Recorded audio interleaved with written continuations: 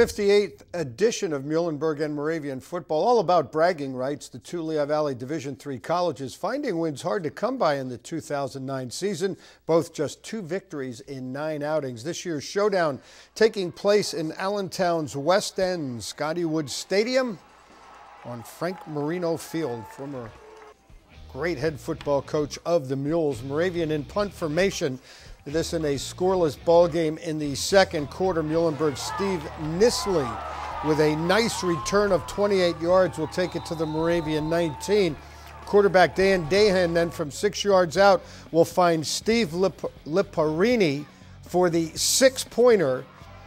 Mike Katz adds the point after. It was Muhlenberg 7-0, and believe it or not, that is going to be enough. Moravian struggling once again offensively. Quarterback Steve Panasuk will pass up the middle. Brian Denker there for the reception. They had it 1st and 10 at the 29, but that drive would stall when Denker will just misfire with Sean Sylvanus. Moravian struggling for points all year, will wind up being shut out, scored just 66 points on the year. Muhlenberg running back Colby Bender going to get some production up the middle here. This is in the 4th quarter. We'll get him close enough for a field goal try, but Mike Katz will line this one up from 22 yards out. It's the pipe job as he misses it on the right side. It remains 7-0.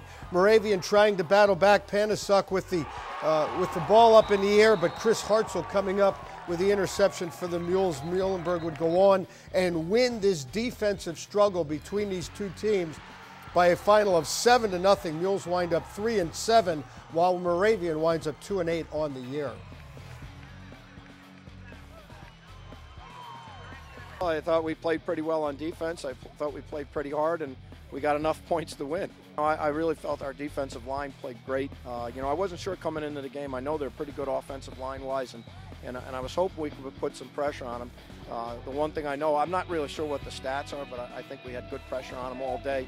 And as a result, they weren't able to go down the field the way that they normally like to do. I think the best thing about it is we had kids were swarming to the ball today and making plays.